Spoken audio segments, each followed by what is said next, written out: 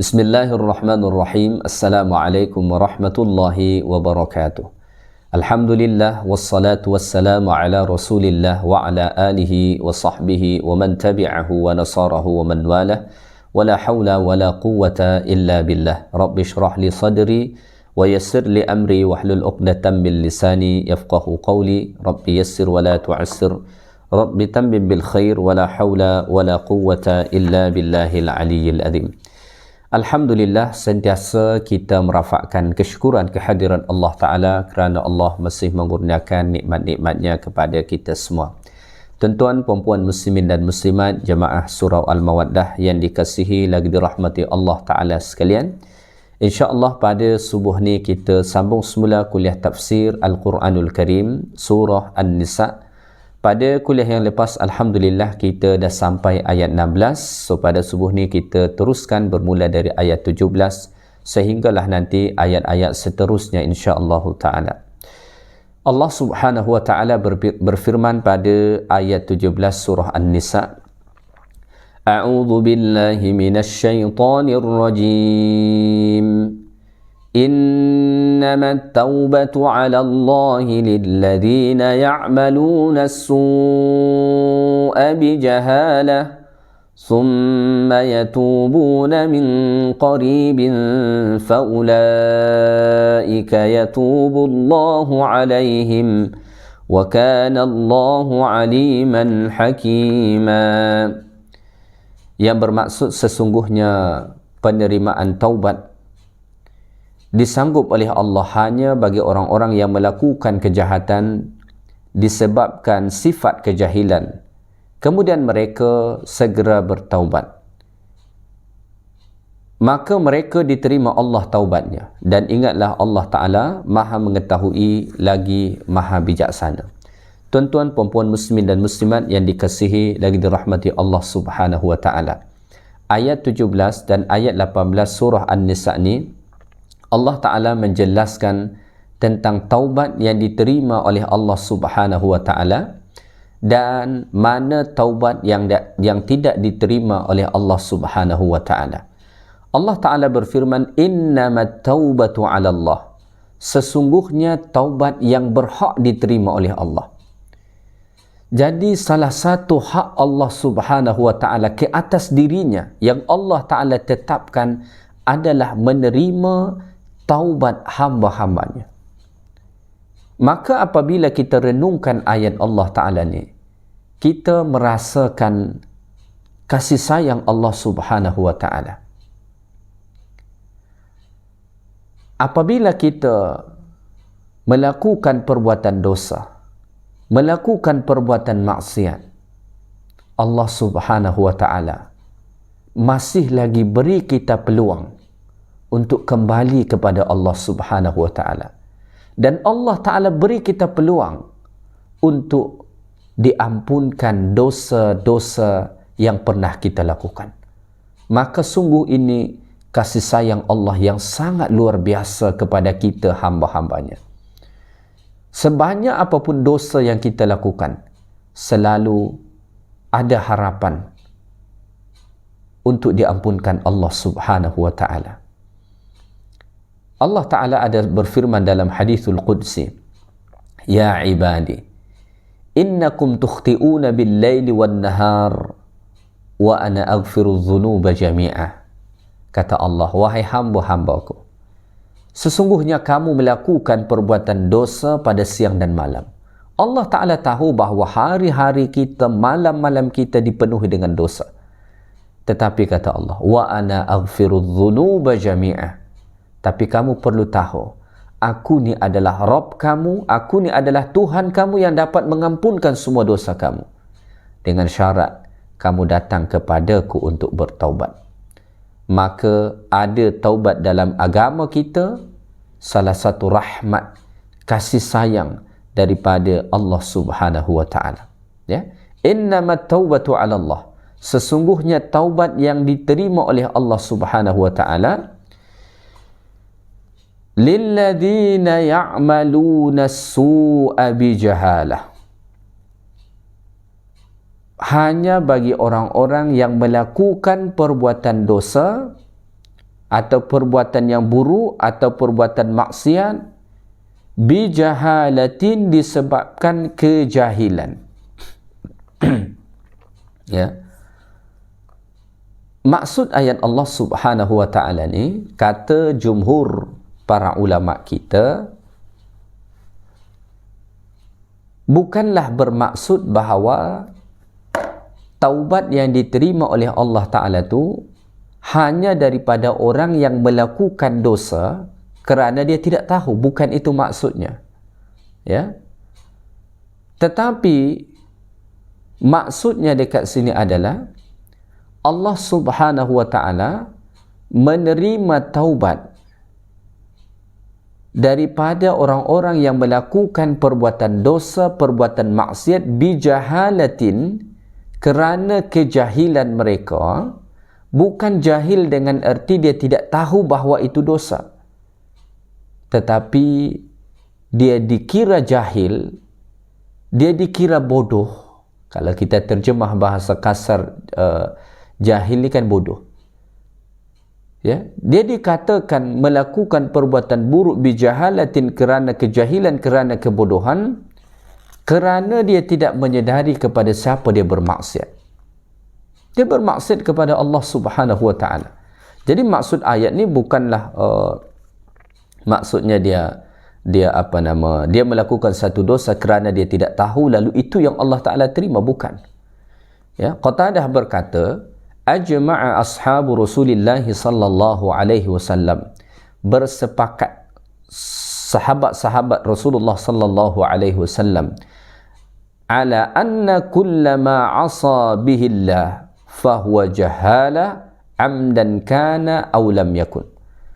Para sahabat bersepakat bahawa sesiapa sahaja yang bermaksiat kepada Allah, maka dia adalah orang bodoh, sama ada dia melakukannya dengan sengaja ataupun tidak. Maka orang bodoh atau jahil dalam Islam, ia tidak mesti dinilai kerana dia tidak mengetahui. Ya. Jahil dalam Islam bukan sekadar dilihat kerana dia tidak mengetahui suatu perkara. Tetapi dalam Islam juga dikatakan seseorang jahil kerana dia telah pun mengetahui sesuatu itu buruk, sesuatu itu ditegah, tetapi ia masih melakukannya. Maka dia adalah jahil. Maka dalam surah Yusuf, ketika mana Allah Ta'ala menceritakan kisah Nabi Yusuf alaihi salam selamat daripada godaan-godaan wanita Mesir pada ketika itu, Nabi Yusuf berkata, wa illa tasrif anni kaidahunna asbu ilaihin wa akum minal jahilin. Kata Nabi Yusuf, ya Allah, seandainya engkau tidak palingkan aku daripada tipu daya mereka, wanita-wanita Mesir pada ketika itu, asbu ilaihinna, boleh jadi aku akan terikut, akan melakukan perbuatan keji itu. Wa akum minal jahilin, kata Nabi Yusuf, dan kalau sempat aku mengikuti tipu daya mereka itu, melakukan perbuatan maksiat itu, nescayalah aku termasuk daripada kalangan orang-orang yang jahil. Maka sesiapa sahaja yang bermaksiat kepada Allah, sesiapa sahaja yang melakukan perbuatan-perbuatan buruk yang ditegah oleh Allah, hakikatnya dia adalah orang jahil. Ya, bukan kerana dia jahil tadi kerana tidak tahu bahawa itu dosa. Hampir semua orang yang melakukan dosa dia tahu bahawa itu dosa. Orang yang berzina, apakah dia tidak tahu bahawa itu dosa? Dia tahu. Orang yang mencuri, adakah dia tidak tahu bahawa mencuri itu dosa? Dia tahu. Orang yang menipu, apakah dia tidak tahu bahawa menipu itu dosa? Dia tahu. Orang yang berdusta, adakah dia tidak tahu bahawa berdusta itu dosa? Dia tahu. Maka hampir semua orang yang melakukan perbuatan dosa, mereka tahu bahawa mereka sedang melakukan dosa. Jadi pada ayat ni Allah Ta'ala sebut lilladina ya'maluna su'a bijahalah, bagi orang-orang yang melakukan perbuatan buruk, perbuatan jahat, perbuatan dosa bijahalatin, disebab kejahilan, bukan berarti mereka tidak tahu, ya. Ada setengah ulama mengatakan, kenapa pada ayat ni Allah Ta'ala sebut bijahalah? dengan kejahilan. Ada pendapat ulama mengatakan mereka jahil dengan akibat perbuatan itu. Mereka ingat kalau mereka buat dosa tu setakat itu sahaja, tidak akan ada akibat. Mereka jahil tentang akibat, tentang seksa yang akan mereka terima. Ada juga maksudnya kata para ulama wa ijabiha li sukhtillahi wa iqabihi. Mereka jahil, ya, mereka tidak tahu, mereka jahil akan murka Allah Ta'ala kepada mereka. Atau dikatakan bijahalatin kerana mereka jahil binazrillahi wa muraqabatihi lahu. Mereka jahil daripada pandangan Allah dan pengawasan Allah. Mereka melakukan maksiat, mereka ingat tak ada yang tahu, mereka ingat tak ada yang melihat, mereka ingat tidak ada yang mengawasi. Mereka jahil, mereka tak sedar bahawa Allah sentiasa melihat mereka, bahawa Allah sentiasa mengawasi mereka. Maka walaupun maksiat itu dilakukan pada malam yang gelap gelita, di dalam tempat yang tertutup, tak ada setitik cahaya pun, Allah Ta'ala pasti melihat. Malaikat-malaikat Allah pasti mencatatkan. Maka ada orang-orang melakukan maksiat sebab dia melakukannya di tempat yang sunyi sepi, lalu dia ingat tidak ada yang mengetahui. Oh, dia sedang jahil. Sesungguhnya dia sedang jahil, dia ni bodoh. Kenapa? Kerana Allah Ta'ala sentiasa mengawasi dia, memperhatikan dia, melihat dia, ya. Baik, so pada ayat ni Allah Ta'ala sebut innamat taubatu 'ala Allahi lilladina ya'maluna as-su'a bijahalah. Taubat yang diterima oleh Allah itu pertama daripada orang yang melakukan perbuatan dosa bijahalatin, disebabkan kejahilan tadi. Perlu saya ingatkan, jahil dekat sini bukan bererti dia tidak tahu melakukan dosa. Dia tahu, ya. Sebab dia tahu dia dikatakan jahil, atau dikatakan jahil kerana dia ingat tidak ada yang melihat dia, tidak ada yang memperhatikan dia. Dia lupa bahawa Allah Ta'ala sentiasa memperhatikan dia. Kemudian kata Allah Ta'ala, thumma yatubuna min qaribin. Kemudian mereka bertaubat segera. Kemudian mereka segera bertaubat.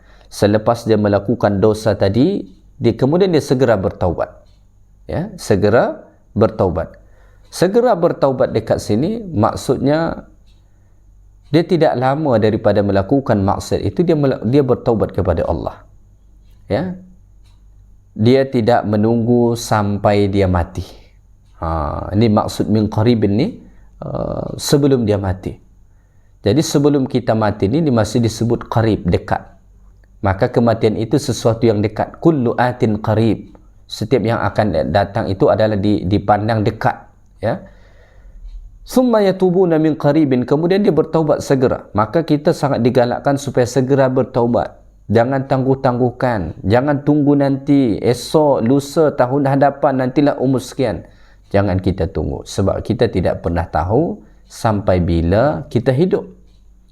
Atau yang paling dikhawatirkan, kalau kita tidak segera bertaubat, kita lupa dosa yang pernah kita buat tu. Maka perlu segera untuk bertaubat. Qala Ibn Abbas, Abdullah Ibn Abbas berkata, qabla al-maridi wal maut, segeralah bertaubat sebelum engkau sakit dan mati. Ya. Qala Ibn Rajab Al-Hambali, berkata Al-Imam Ibn Rajab Al-Hambali, hadhihi isyaratun ila anna afdala awqati at-taubah huwa ay yubadira al-insan biha hala sihhatihi qabla nuzulil marad bihi hatta yatamakkan hina idhin min al-amal as-salih.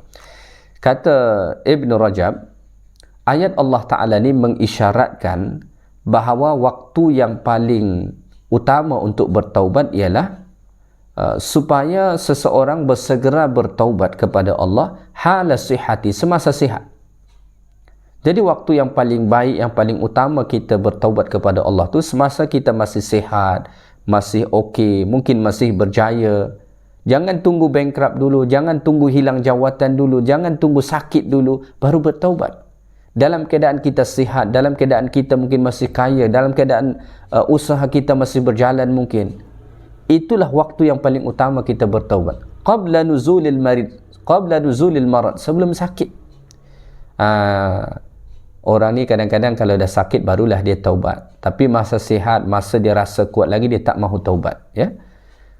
Kenapa sebaiknya bertaubat semasa kita masih sihat, masih kuat, ya? Bahkan mungkin masih muda, ya? Hatta yatamakkan hina idzin min al-amali salih, sehingga kan memungkinkan dia untuk melakukan amal salih. Orang kalau dia bertaubat dah sebab dah sakit, dah dekat mati, tak ada kesempatan untuk beramal soleh lagi. Tetapi kalau kita bertaubat segera, mungkin masih sihat, mungkin masih muda, mungkin masih bekerja, masih berjaya, maka selepas kita bertaubat, ada lagi kemungkinan bagi kita untuk menambahkan amal-amal soleh kita kepada Allah Subhanahu wa Ta'ala. Ya? Maka kita tidak boleh menangguh-nangguhkan bertaubat kepada Allah Subhanahu wa Ta'ala. Ya? Ada ungkapan yang menarik. Laisal khawfu min irtikabiz dzunub wa innamal khawfu min adamil musari'ati ila taubah. Melakukan dosa bukanlah sesuatu yang paling dikhawatirkan. Melakukan dosa itu tak boleh. Berdosa tak baik, ya, menyebabkan azab Allah Ta'ala, ya. Tetapi melakukan dosa bukanlah sesuatu yang paling dikhawatirkan. Wa innamal khawf, yang paling dikhawatirkan ialah min adamil musari'ati ila taubah. Yang paling dikhawatirkan dia tidak mahu bersegera bertaubat. Kalau kita jatuh kepada dosa kerana mungkin kita silap, kerana mungkin kelemahan diri kita, kalau kita segera bertaubat kepada Allah, insya-Allah ia tidak menjadi satu masalah. Sebab kata Allah Ta'ala, illa man taba wa amana wa amila amalan salihah fa ulaika yubaddilullahu sayyiatihim hasanat. Kerana orang-orang yang bertaubat kepada Allah, Allah Ta'ala akan gantikan, Allah akan tukar keburukan mereka yang dahulu dengan kebaikan, sebagaimana Allah Ta'ala sebut dalam surah Al-Furqan. Dalam hadis pula Nabi SAW mengatakan, at-taibu minadz-dzambi kaman la dzamba lahu. Orang yang bertaubat daripada dosa dia, ibarat dia tak ada dosa. Maka yang paling dikhawatirkan bukanlah ketika mana seseorang jatuh kepada dosa. Kita sebagai manusia ni yang penuh dengan kekurangan pasti akan melakukan dosa. Tak mungkin tidak. Ya, siapapun kita pasti ada dosa. Maka yang paling dikhawatirkan bukan kita melakukan dosa. Yang paling dikhawatirkan ialah kita tidak segera bertaubat daripada dosa-dosa yang kita lakukan. Ni yang paling menakutkan, ni yang paling bahaya.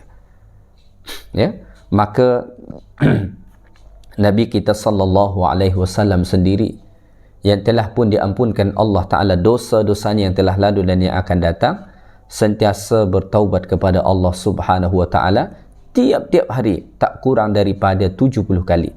Sebagaimana Nabi SAW sebut dalam hadis, wallahi inni la astaghfirullah wa atubu ilaih akthara min 70 marrah fi kulli yawm. Demi Allah, kata Nabi SAW, saya meminta ampun, saya beristighfar dan bertaubat kepada Allah lebih daripada 70 kali dalam sehari semalam. Itu Nabi SAW yang telah pun diampunkan Allah Ta'ala dosanya yang telah lalu dan yang akan datang. Lalu bagaimana pula dengan kita? Apabila kita mengkaji ayat-ayat Al-Quran dan pendapat-pendapat para ulama, mereka yang sudah sampai kepada maqam-maqam yang tinggi itu, mereka beristighfar bukan lagi sekadar kerana melakukan perbuatan dosa. Bahkan apabila mereka meninggalkan maksiat, melakukan perbuatan yang makruh atau terlalu sibuk dengan perkara yang mubah pun, mereka bertaubat, beristighfar kepada Allah. Kita kadang-kadang dengan dosa yang kita lakukan pun kita tidak mahu bertaubat, kita tidak mahu beristighfar, padahal Allah Ta'ala sentiasa menunggu kita untuk bertaubat kepada Allah Subhanahu wa Ta'ala. Maka dua inilah yang menjadi syarat utama Allah Ta'ala terima taubat kita. Yang pertama, melakukan dosa ya, pertama melakukan dosa bijahalatin, disebabkan kejahilan tadi dengan makna yang telah kita sebutkan tadi. Yang kedua adalah dia segera bertaubat. Lepas buat dosa dia segera bertaubat, ya. Maka inilah yang diterima oleh Allah Subhanahu wa Ta'ala. Maksud segera bertaubat dekat sini sebelum dia hampir kepada kematian, ya, sebelum hampir kepada kematian. Jadi para ulama, para sahabat mengatakan Abu Aliyah pernah bertanya kepada para sahabat tentang ayat ni. Mereka berkata, kullu man taba qabla al-mauti faqad taba min qaribin. Setiap orang yang masih sempat bertaubat kepada Allah sebelum dia mati, maka itu masih masuk kategori summa yatubuna min qarib. Masih masuk dalam kategori dikatakan orang yang segera bertaubat. Jadi segera bertaubat ni memang sebaiknya kita buat dosa terus kita bertaubat. Namun kalau misalkan kita pernah melakukan dosa pada masa dahulu, ya, kemudian baru hari ini kita bertaubat, atau bahkan sebelum kita matilah kita bertaubat, maka itu masih lagi dikatakan segera bertaubat daripada perbuatan dosa yang telah dilakukan. Baik, pada hujung ayat ni Allah Ta'ala sebut wa kana Allahu aliman hakima, dan sesungguhnya Allah Ta'ala Rabb yang maha mengetahui dengan makhluk-makhluknya, hakiman dan maha bijaksana fi tadbirihi wa takdirihi, dalam pentadbiran dan takdir-takdir Allah Subhanahu wa Ta'ala, ya. Baik, so ayat 17 tu Allah Ta'ala menjelaskan syarat taubat yang diterima oleh Allah Subhanahu wa Ta'ala. Baik, ayat 18 pula ni Allah Ta'ala menjelaskan orang-orang yang tidak diterima Allah Ta'ala taubatnya. Kata Allah Ta'ala, وَلَيْسَتِ التَّوْبَةُ لِلَّذِينَ يَعْمَلُونَ السَّيِّئَاتِ حَتَّى إِذَا حَضَرَ أَحَدَهُمُ الْمَوْتُ قَالَ إِنِّي تُبْتُ الْآنَ وَلَا الَّذِينَ يَمُوتُونَ وَهُمْ كُفَّارٌ أُولَئِكَ أَعْتَدْنَا لَهُمْ عَذَابًا أَلِيمًا. Yang bermaksud tidak ada gunanya taubat itu kepada orang-orang yang selalu melakukan kejahatan hingga apabila salah seorang dari mereka hampir mati. Berkatalah dia, inni tubtul an, sesungguhnya aku bertaubat sekarang. Ya. Walalladzina yamutuna wahum kuffar, dan orang-orang yang mati sedang mereka tetap kafir. Orang-orang yang demikian kami tetap sediakan bagi mereka azab seksa yang tidak terperi sakitnya. Kata Allah Subhanahu wa Ta'ala. So pada ayat 18 ni Allah Ta'ala menjelaskan orang yang tidak diterima Allah Ta'ala taubat mereka. Ya, kata Allah, walaisatit taubatu lilladina ya'maluna as-sayyi'at. Tidak lagi diterima Allah Ta'ala taubat orang yang sentiasa melakukan perbuatan dosa, perbuatan maksiat, hatta idza hadara ahadahumul maut, sehingga kan apabila hampir kepada mereka kematian. Kalau dah hampir kepada kematian, dah dekat-dekat mati dah dalam keadaan nazak dah, barulah dia nak bertaubat kepada Allah. Dia berkata, inni tubtul an, sesungguhnya aku bertaubat pada ketika ini, maka Allah tidak akan terima. Maka disebut dalam hadis Nabi sallallahu alaihi wasallam, innallaha yaqbalu taubata ma lam yughargir. Allah Ta'ala terima taubat selagi mana belum sampai ke kita kepada nazak. Bila dah nazak, dah dekat mati dah, kejap lagi mati ni, lalu dia bertaubat, dia berteriak pun bertaubat, beristighfar kepada Allah, Allah dah tutup pintu taubat untuk dia. Ya.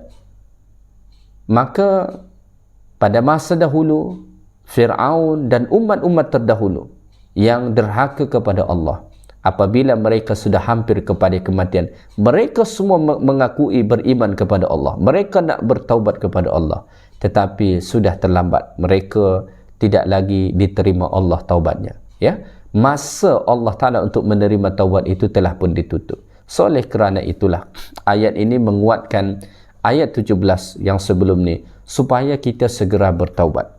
Kenapa? Kerana kita tidak pernah tahu bilakah kematian itu akan hadir kepada kita. Begitu banyak orang-orang yang dimatikan Allah, sedangkan ia sendiri tidak menyangka bahawa dia akan mati. Ya. Begitu banyak orang-orang yang diwafatkan Allah Ta'ala dalam keadaan dia sendiri tidak menyangka bahawa dia akan mati. Orang pun tak sangka dia akan mati, dia sendiri pun dia tak sangka dia akan mati. Kenapa? Dia tengah bergembira. Dia tengah menuju, mungkin dia nak pergi jumpa dengan kawan dia, mungkin nak pergi travelling dia, mungkin dalam keadaan dia gembira. Dalam hati dia nak bergembira, dia nak bersenang-senang. Dalam keadaan sebegitu kadang-kadang Allah Ta'ala wafatkan. Kita tak pernah tahu. Qul innal mauta alladhi tafirruna minhu fa innahu mulaqikum thumma turadduna ila alimil ghaibi wasyahadah fayunabbi'ukum bima kuntum ta'malun. Kalaupun kita nak lari daripada kematian, kata Allah, kematian itulah yang datang kepada kamu. Aynama takunu yudrikkumul maut walau kuntum fi burujin musyayyadah. Di mana sahaja kita berada, walaupun berada di dalam bangunan yang sangat kukuh, Allah Ta'ala tetap akan mendatangkan kematian. Kematian itu pasti akan datang pada kita. So, oleh kerana itulah kita perlu untuk segera bertaubat kepada Allah Subhanahu wa Ta'ala. Kemudian kata Allah Ta'ala, walalladzina yamutuna wahum kuffar. Dan juga Allah Ta'ala tidak akan menerima taubat orang-orang yang mati dalam keadaan kufur, mati dalam keadaan kafir kepada Allah. Jadi pada ayat 18 ni ada dua golongan yang Allah tak terima taubat mereka. Pertama, orang yang bertaubat kepada Allah tetapi saat hampir kepada dia kematian itu. Yang kedua, orang yang mati dalam keadaan kafir kepada Allah Ta'ala. Maka kedua-dua golongan ini takkan diterima Allah Ta'ala taubat mereka, sehingga kan mereka mendapatkan seksa daripada Allah. Allah Ta'ala berfirman, ulaika a'tadana lahum azaban alima. Dan mereka, kata Allah Ta'ala, kami sediakan bagi mereka azab seksa yang tidak terperi sakitnya. Apa dia?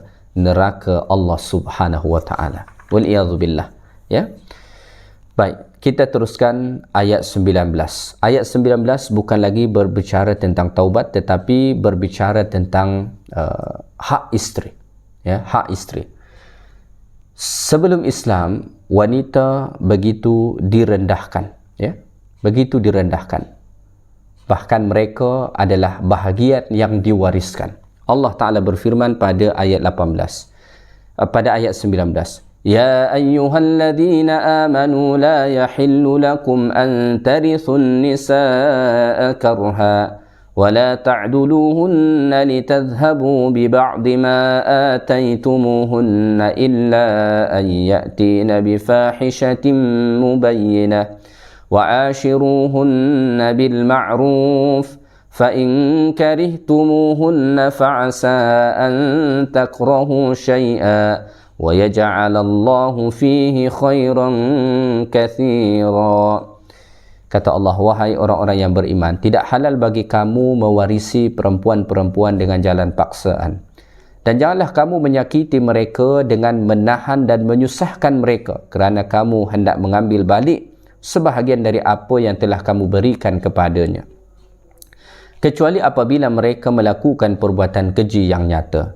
Dan bergaullah kamu dengan mereka dengan cara yang baik. Kemudian jika kamu merasa benci kepada mereka disebabkan tingkah lakunya, janganlah kamu terburu-buru menceraikannya, kerana boleh jadi kamu bencikan sesuatu sedang Allah hendak menjadikan pada apa yang kamu benci itu kebaikan yang banyak.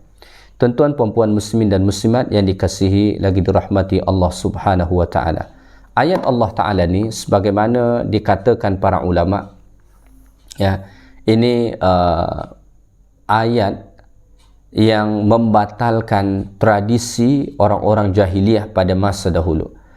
Pada masa jahiliyah dahulu disebut dalam hadis yang diriwayatkan oleh Imam Al-Bukhari, Al-Imam Abu Dawud dan Al-Imam An-Nasai rahimahullah, dikatakan kanu idza mata ar-rajulu, dahulu kalau ada seorang laki meninggal, maksudnya seorang laki yang sudah mempunyai isteri, kana awliya'uhu ahaqqa bimra'atihi, maka wali dia, ya, maksudnya keluarga lelaki yang meninggal ni, itu lebih berhak kepada isteri dia tu. Ya, jadi misalkan ada seorang lelaki meninggal, dia meninggalkan isteri. Ya, selepas dia meninggal, yang paling berhak terhadap isteri dia ni adalah keluarga dia. In sya'a ba'duhum tazawwajah. Kalau ada yang minat daripada keluarga dia, mereka boleh kahwin. Tapi mereka tak bagi mahar. Wa in sya'u zawwajuha. Dan kalau mereka mahu, mereka boleh kahwinkan kepada lelaki lain. Wa in sya'u lam yuzawwijuha. Dan kalau mereka juga ingin untuk tidak mengahwinkan dia kepada orang, mereka tidak kahwini dan mereka tidak mahu mengahwinkan kepada orang, mereka boleh lakukan. Fahum ahaqqu biha min ahliha. ahli keluarga suami dia yang telah meninggal tu lebih berhak ke atas dia berbanding keluarga dia sendiri. Fanazalat hadhil ayatu fi dhalik, maka Allah Ta'ala pun menurunkan ayat ini, ayat 19 surah An-Nisa ni untuk perkara itu, ya. Baik, yang pertama Allah Ta'ala sebut, ya ayyuhalladzina amanu la yahillu lakum an tarithun nisaa karha. Wahai orang-orang yang beriman, tidak halal bagi kamu mewarisi perempuan-perempuan, ya, dengan jalan paksaan, ya. Ini Allah Ta'ala melarang orang-orang beriman mengikutkan tradisi orang-orang jahiliyah dahulu, yang mana wanita mereka jadikan sebagai waris, sehingga kan mereka berhak ke atasnya. Kalau mereka nak kahwini boleh, tapi dia tak bagi mahar. Dia nak kahwinkan kepada orang boleh, dia tak mahu mengahwinkannya pun ikut suka hati dia. Sedangkan perbuatan ini tidaklah disukai oleh wanita. Maka Islam datang melarang perbuatan ini. La yahillu lakum, tidak halal bagi kamu, artinya haram melakukan perbuatan tersebut. Inilah betapa agama Islam memuliakan wanita. Kemudian kata Allah, wala ta'duluhunna litadhhabu bi ba'di ma ataitumuhunna illa ayyatina bi fahishatin mubayyinah. Kemudian kata Allah Subhanahu wa taala, janganlah kamu menyakiti mereka, ya. Siapa yang dimaksudkan dekat sini? Ada ulama memahami ahli keluarga suami yang tadi tu. Sebab pada masa dahulu mereka biasa menahan wanita ini, misalkan suami dia meninggal, maka ahli keluarga suami ini menahan dia, tidak mahu mengahwinkan dia kepada orang lain, sehinggakanlah wanita ini memberi tebusan kepada mereka.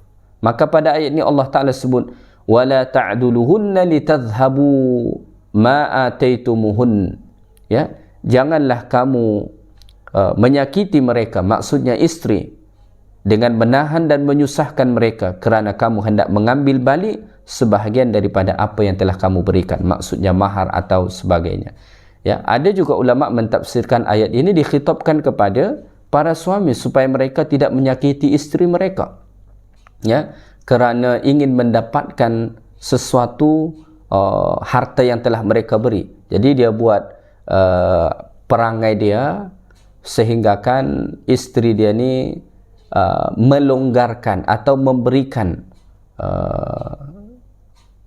apa yang pernah diberikan oleh suami dia. Setengah ulama mentafsirkan gini, dilarang suami melakukan perbuatan-perbuatan yang buruk kerana dia ingin supaya istri dia ni memberikan atau melonggarkan sebahagian kewajipan suami ni. Misalkan sengaja suami ni dia buat kerja-kerja tak baik, ya, dia mungkin menyakiti istri dia, supaya istri dia mengizinkan sebahagian hak dia tak diberikan oleh suami. Waliyadzubillah. Ini dilarang dalam agama.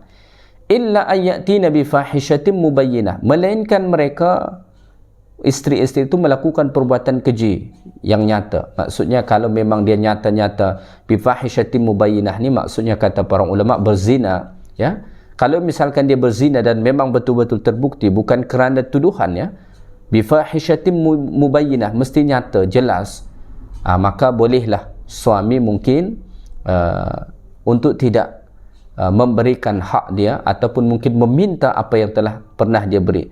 Tetapi kalau dia tidak melakukan perbuatan keji tersebut, suami tak boleh menyakiti isteri dia, atau keluarga suami tak boleh menyakiti dia, tak boleh menghalang dia. Kalau misalkan dia nak berkahwin, tak boleh dihalang oleh ahli keluarga suami, atau suami dia tak boleh menyakiti isteri dia kerana dia nak ambil sebahagian apa yang pernah dia berikan kepada isteri dia, melainkan isteri dia tu melakukan perbuatan keji. Kemudian Allah Ta'ala sebut wa'ashiruhunna bil ma'ruf, ya. Kata Allah, dan bergaullah kamu dengan isteri-isteri kamu dengan cara yang baik. Masya Allah, ini satu perintah yang luar biasa daripada Allah Subhanahu wa Ta'ala. Wa'ashiruhunna bil ma'ruf, ya. Bergaullah kamu dengan isteri kamu dengan cara yang baik, ya. Bergaul dengan cara yang baik ini mencakupi sesuatu yang sangat luas. Maka ada ulama mentafsirkan, bergaullah kamu dengan isteri-isteri kamu dengan cara yang baik, dengan ucapan dan perbuatan. Ada juga yang mentafsirkannya ialah as-suhbatul jamilah, berkawan dengan yang baik, wal kafful adza, jangan sakiti dia, wa badlul ihsan, sentiasa berbuat baik kepadanya, wa husnul muamalah, buat interaksi yang baik dengannya, ya, berikan dia nafkah, berikan dia pakaian dan sebagainya. Intinya suami dituntut untuk bergaul dengan istrinya dengan cara yang baik. Maka Rasulullah SAW ada sebut dalam hadis, khairukum li ahli wa ana khairukum li ahli. Sebaik-baik kamu, kata Nabi, yang paling baik kepada ahli keluarganya, yang paling baik kepada istrinya. Jadi Masya Allah, berbuat baik kepada istri, bergaul dengannya dengan cara yang baik, itu merupakan merupakan ibadah yang amat bernilai di sisi Allah. Pada ayat ni Allah Ta'ala menggunakan perkataan wa'ashiruhunna. Allah tidak mengatakan amiluhunna. Kata para ulama, Allah menggunakan perkataan wa'ashiruhunna kerana makna ashiruhunna ni menunjukkan tulas suhbah, bergaul dalam masa yang lama. Perkahwinan ni kan bukan sekejap. Ada orang kadang-kadang kalau baru-baru berkahwin, dia bukan main sweet sangat dengan isteri dia, ya, romantik dengan isteri. Tetapi bila dah berlalu masa setahun, 2 tahun, 10 tahun, 20 tahun, 30 tahun, tiba-tiba hilang. Orang kata hanya setahun 2 pertama saja yang begitu. Terus-terus bertambah, semakin hilang. Allah Ta'ala perintahkan kita sepanjang hayat perkahwinan itu. Andai kata perkahwinan itu 30 tahun, 40 tahun, 50 tahun, maka selama itulah suami dituntut untuk bergaul dengan cara yang baik kepada isteri dia. Begitulah agama Islam memuliakan.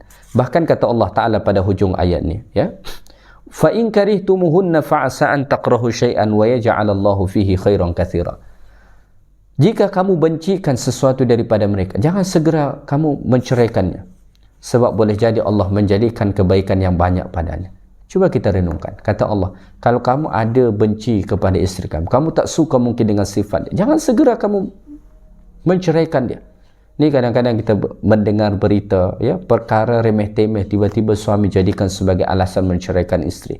Dia kata isteri tak sedap masak lah, apalah, begitulah, macam-macam. Lalu dijadikan itu sebagai alasan menceraikan isteri. Ini bukan ajaran agama kita. Allah Ta'ala mengatakan, dalam keadaan kamu tak suka sekalipun dengan sikap isteri kamu, jangan terburu-buru untuk menceraikan dia. Jangan tergesa-gesa untuk menceraikan dia. Kenapa? Kerana boleh jadi Allah menjadikan kebaikan yang banyak padanya. Mungkin satu yang kita tak suka, tapi ada 100 kebaikan. Biasanya manusia ni, bila dia nampak satu keburukan yang satu ni akan menutup sejuta kebaikan. Jangan sampai begitu cara pandang kita.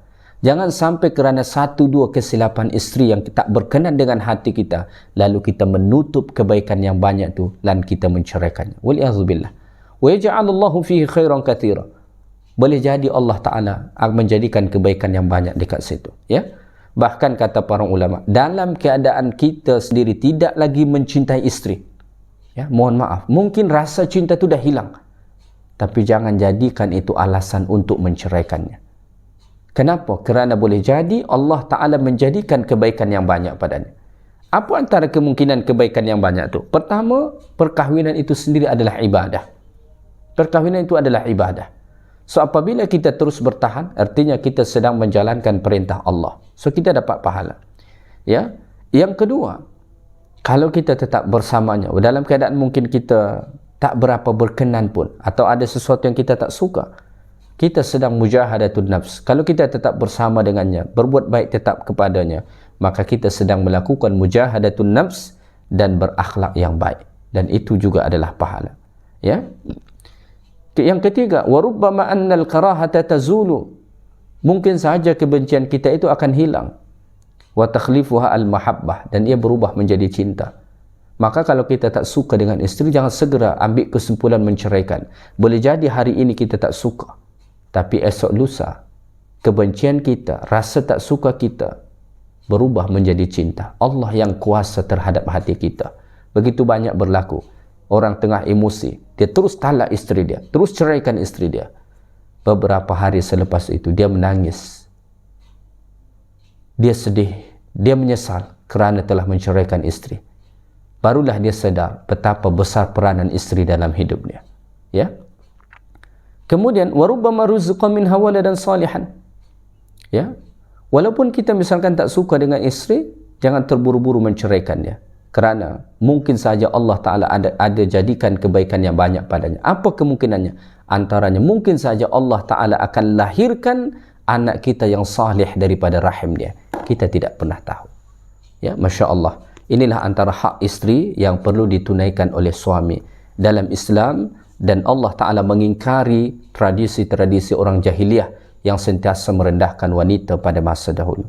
Tuan-tuan perempuan muslimin dan muslimat yang dikasihi lagi dirahmati Allah Ta'ala sekalian, sekadar itu sahaja kuliah kita pada subuh ni. InsyaAllah kita sambung pada kuliah yang akan datang. Yang baik daripada Allah, segala yang kurang daripada saya.